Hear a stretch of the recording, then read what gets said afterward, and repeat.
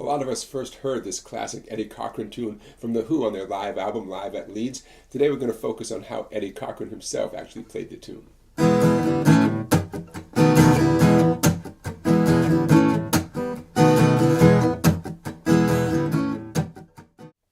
Let's talk about the basic skills you need to perform this tune. We need 3 chords, E, A, and B7. You want to be familiar with those chords. You got to pay especially close attention to the ups and downs for the main riff of this tune, because you actually start an upstroke, which might feel a little strange to you. Starting the E major chord, up, down, up, A with a downstroke, and then B7, up, down, up, E, and notice my middle finger could stay right where it was. B7 to E, your middle finger can stay on the 5th string, 2nd fret. So you put it all together on the count of 3. 1, 2, 3. Up, down, 3. Up, down, 2, 3. Up, down, 2, 3. Up, down. And when you're changing from the A chord to the B7 chord, you have a little built-in quiet time there, right? So as soon as you hit that A major chord, start getting across that B7. You want to take advantage of that little time. So that's the basic riff. It happens twice as part of the intro, and then it happens as a response to the lyrics. Gonna raise a fuss, I'm gonna raise a holler. 2, 3. About working all summer just to try to earn $1. 2, 3. Now, here's the other skill you need. The A shuffle. Every time I call my baby, I try to get a date. And then our 1-finger E power chord. Our boss said, no dice, son, you gotta work late. And that whole sequence is going to happen again. Sometimes I wonder what am I gonna do. There ain't no cure for the summertime blues. Okay, so the A shuffle. We're on the 5th and 4th strings. I'm only touching the 4th string, but I'm plucking the 5th and the 4th. Leave my index finger planted there. Cancel out my index with my ring finger, 4th string, 4th fret. Okay, the A shuffle. In slow motion. Look where my thumb is. My thumb is way back here, okay? My thumb is not down this end of the guitar. My thumb is kind of equidistant between my index and ring, pointing up towards the ceiling. Now, some of you are thinking, hey, couldn't I just use my pinky? The short answer is yes, you could use your pinky. I want you to work on using your ring finger, because in future songs we're going to do all this stuff with that pinky finger. But yes, you could use your pinky here instead of your ring finger. Okay, the A shuffle, so called because the A string is open right there. To the best of your ability, leave that index finger glued down. And lastly, it ends up on a 1-finger E power chord for nice loud staccato womp kind of sound.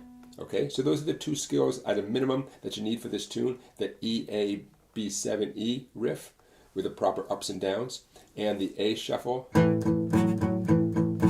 going to the E power chord. Now, let's get a little more authentic to the tune, because we're going to insert some chopping sounds during those E, A, and B7 moments. And that's going to be more true to what Eddie Cochran is really playing on the tune. Here it comes. Now, the chopping kind of sound we're about to do might be a little foreign to some of you. That's okay. What I want you to do is to mute the strings with a very light touch. I'm not squeezing over here, just a very light touch with your fretting hand. Make sure you cross all 6 strings, okay? And give me some nice, steady down-ups. I'm holding the pick very loosely. I'm almost about to drop the pick. That's how loosely I'm holding it. And I'm just doing down-up strums. Okay, this actually happens quite a bit throughout the tune. It's a great percussive effect. Eddie Cochran was an experienced guy in the recording studio. For such a young guy, he really knew his way around the recording studio. I heard that he played most of the instruments on this track, except for the bass guitar. I think the rest of it is all Eddie Cochran doing a couple of different guitar parts and those percussive drum kind of sounds, and of course singing. It sounded great as a singer. So this muted sound is actually happening all through the intro while the bass is doing that kind of sound. We're going to insert this chopping kind of sound right in the middle of that riff. And here's how it goes.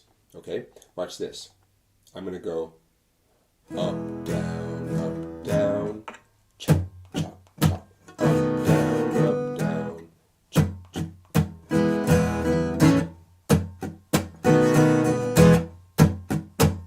Now that requires two things. One of them is easy. Down, up, down. That's easy, right? What's tricky is leaving whatever chord we just left, whatever chord we just played, muting the strings, and then getting on to the next chord. Watch this in slow motion. E to A. Up, down, up, down. Now I'm going to mute the strings. Here's my... As soon as I finish that last up, the last downstroke, I've got to get to that B7 so quickly for an upstroke. E. Back to the E.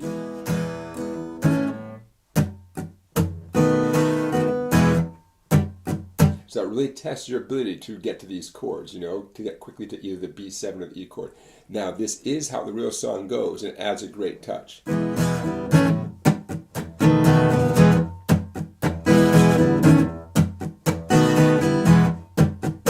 Okay, so if you can, add that chopping sound in there as well. It'll be much more authentic to the tune, and it sounds great.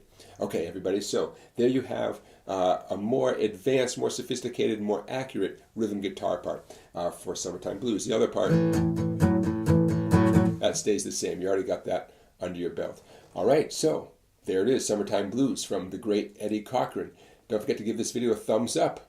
Don't forget to subscribe to my YouTube channel. Check out my website down there, Songbike, and I will see you tomorrow for another Riff of the Day.